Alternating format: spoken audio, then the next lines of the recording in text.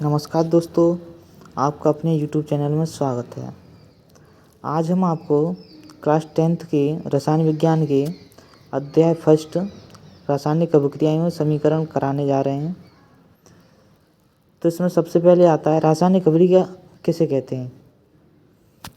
तो ऐसे परिवर्तन जिसमें नए गुणों वाले पदार्थों का निर्माण होता है उसे हम रासायनिक अभिक्रिया कहते हैं।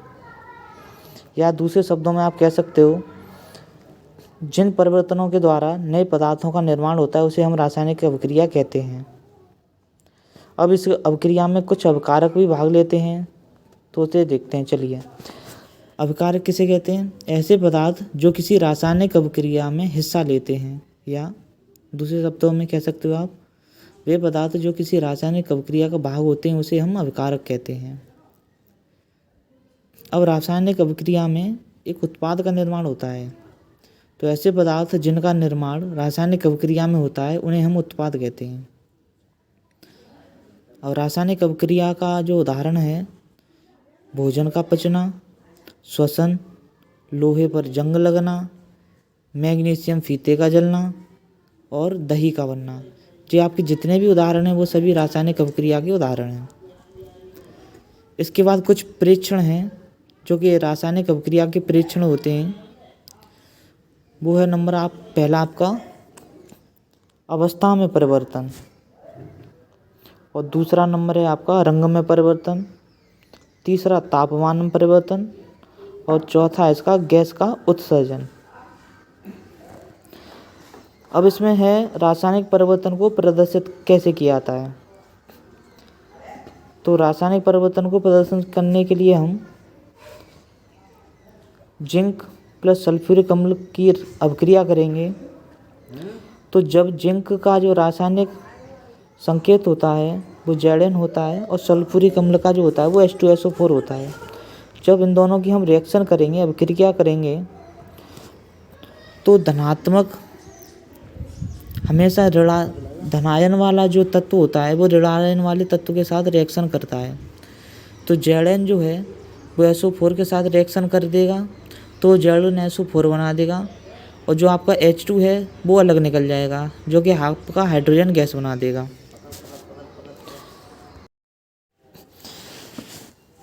इसके बाद आता है आपका रासायनिक समीकरण। तो रासायनिक अभिक्रिया रासायनिक समीकरण द्वारा निरूपित की जाती है। रासायनिक समीकरण में तत्वों के प्रतीक या अभिकारक और उत्पादों के रासायनिक सूत्र उनकी भौतिक अवस्था के साथ लिखे जाते हैं।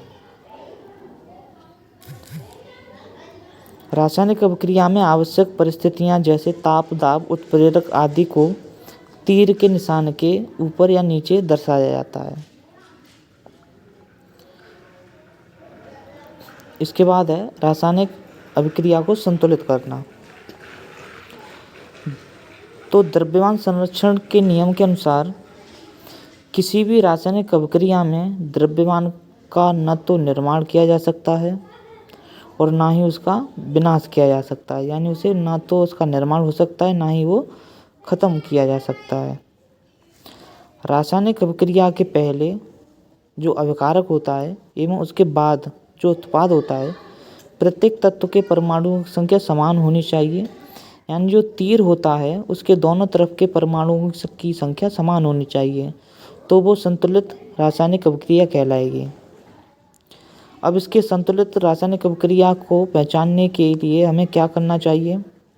इसमें नंबर 1 स्टेप लिखा है, चरण फर्स्ट लिखा है, रासायनिक समीकरण लिखकर प्रत्येक सूत्र के चारों ओर बॉक्स बना दीजिए। जैसे हमने ये लिखा है, उदाहरण के तौर पर Fe+H2O एरो कर देंगे हम। तो मैंने बताया था जो धनायन होते हैं वो ऋणायन के साथ रिएक्शन करते हैं, अभिक्रिया करते हैं। तो Fe आपका धनायन है और OH का ऋणात्मक है, नेगेटिव है, तो Fe की हम O के साथ रिएक्शन कर देंगे, H2 जो है वो गैस निकल जाएगी। अब आप देख सकते हैं जो चरण फर्स्ट में आपको दिखाई दे रहा होगा, अभिकारकों की जो परमाणुओं की संख्या है वो उत्पाद में परमाणुओं की संख्या के बराबर नहीं है। अब आगे हम देखेंगे चरण सेकंड में जो इसी की टेबल बनी हुई है, कि इनकी संख्या बराबर नहीं है। चरण तीसरा देखते हैं। इसमें सबसे पहले सबसे अधिक परमाणु वाले तत्व की अभिकारक या उत्पाद की साइड अनुचित गुणांक लगाकर संतुलित करेंगे। तो ये हमने किया है Fe+। इसी प्रकार जो चरण 4 में आपके अभिकारकों में परमाणु संख्या उत्पाद में परमाणु संख्या के बराबर हो चुकी है। अब इसके बाद चरण 5 है। इसमें कह रहे हैं अभिकारकों एवं उत्पादों की भौतिक अवस्थाओं को लिखना। तो ठोस को हम S से दर्शाएंगे क्योंकि सॉलिड होता है, द्रव को L से, लिक्विड होता है, गैसीय अवस्था को G से और जलीय विलयन को AQ से। तो उसके बाद ये हमारे एक उदाहरण रिएक्शन दी गई है। इसमें सॉलिड को S से और गैस को G से दर्शाया जा रहा है। चरण 6 है जो कह रहे हैं कुछ आवश्यक परिस्थितियां जैसे ताप, दाब या उत्प्रेरक आदि को तीर के निशान के ऊपर या नीचे लिखना चाहिए। और रासायनिक अभिक्रियाओं के कुछ प्रकार भी होते हैं। तो रासायनिक अभिक्रिया के चलो प्रकार के बारे में जानते हैं। तो इसका पहला प्रकार है संयोजन अभिक्रिया। इस अभिक्रिया में 2 या 2 से अधिक अभिकारक मिलकर एक एकल उत्पाद बनाते हैं। यानी इसके अभिक्रिया में आप दूसरे शब्दों में कह सकते हो, इस अभिक्रिया में 2 या 2 से अधिक अभिकारक मिलकर एक नए तत्व उत्पाद का निर्माण करते हैं। उदाहरण के लिए जैसे है कोयले का दहन C+O2। तो 2 अभिकारक हो गए आपके।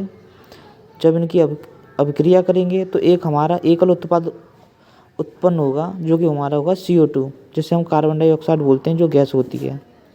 दूसरा उदाहरण है हमारा जल का निर्माण। हाइड्रोजन की क्रिया अगर हम ऑक्सीजन से करेंगे, हाइड्रोजन गैस की क्रिया अगर ऑक्सीजन से करेंगे, 2 अभिकारक हैं, तो हमारे पास एकल उत्पाद का निर्माण होगा जो कि जल होगा H2O।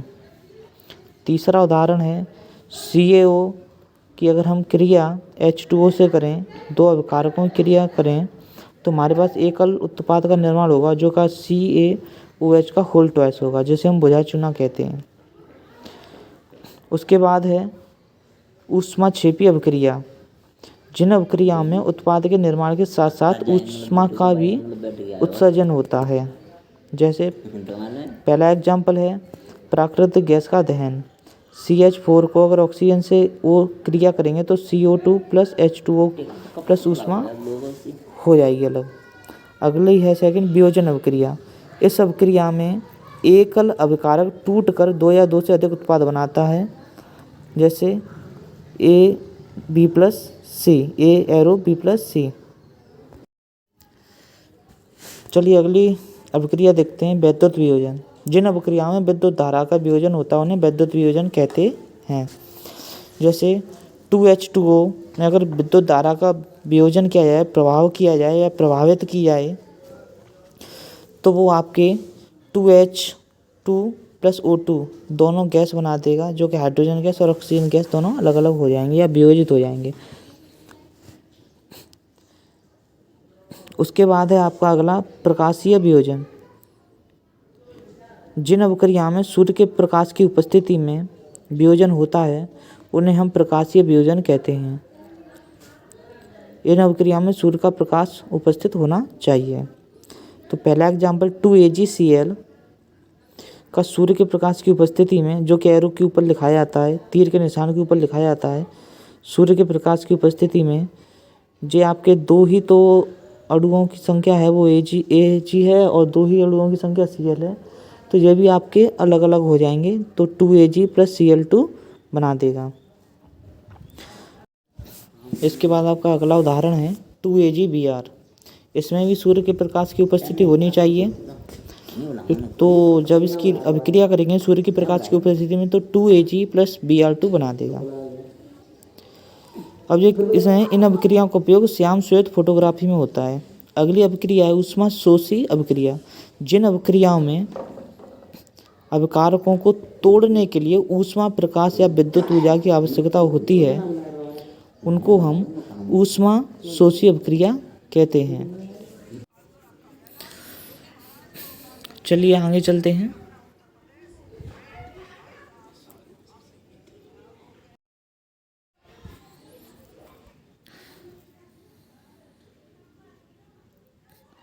अब आपकी है विस्थापन अभिक्रिया। तो इन अभिक्रियाओं में अधिक क्रियाशील तत्व जो होते हैं वो कम क्रियाशील तत्वों को उसके यौगिक से विस्थापित कर देते हैं, अलग कर देते हैं।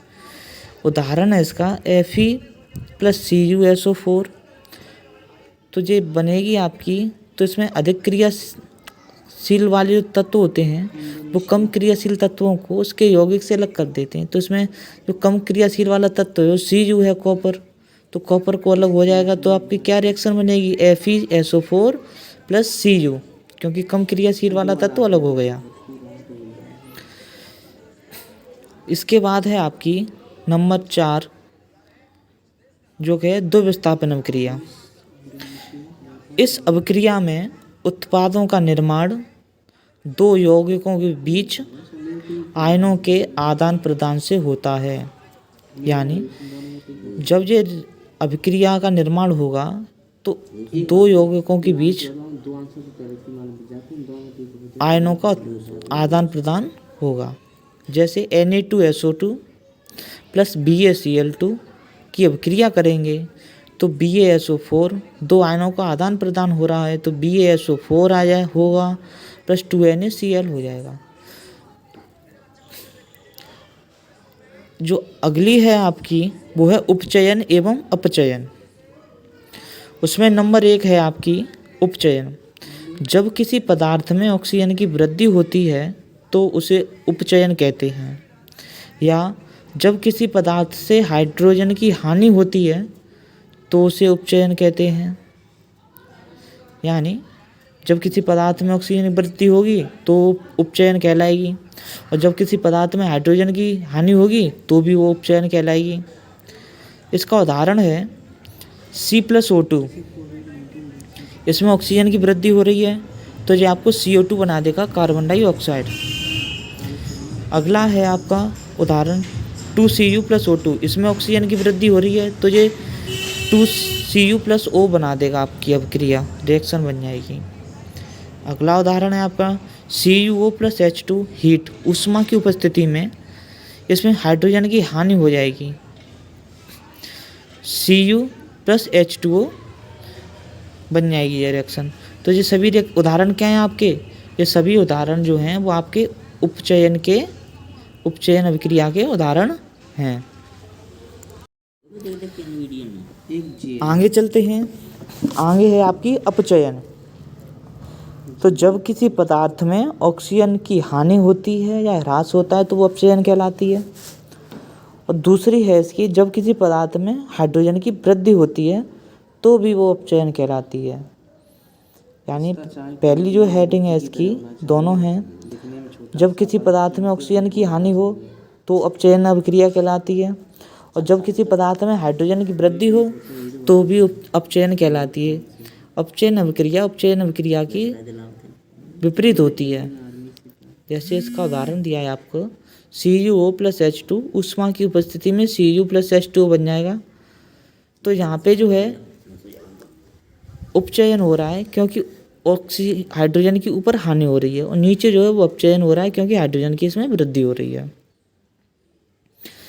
इसके बाद आपके दैनिक जीवन में उपचयन अभिक्रिया का जो प्रभाव है वो देखिए। संक्षारण, जब कोई धातु ऑक्सीजन, आर्द्रता, अम्ल आदि के संपर्क में आती है जिससे धातु की ऊपरी परत कमजोर पड़ जाती है, संक्षारित हो जाती है, जिसे हम संक्षारण कहते हैं। जंग लगना भी होता है जी, किसी लोहे की ऊपरी परत पर जंग लग जाती है नमी के कारण, आर्द्रता के कारण, अम्ल की उपस्थिति के कारण, उसे हम संक्षारण कहते हैं। और लोहे की वस्तुओं पर जंग लगना, चांदी के ऊपर काली परत व तांबे के ऊपर हरी परत चढ़ना संक्षारण के उदाहरण हैं। इसकी रोकथाम कैसे की जाती है? जस्तर लेपन द्वारा, विद्युत लेपन या पेंट करके संक्षारण से धातु को बचाया जा सकता है। ठीक है, आगे चलते हैं। अगली आपकी जो हेडिंग है वो है विकृत गंधता।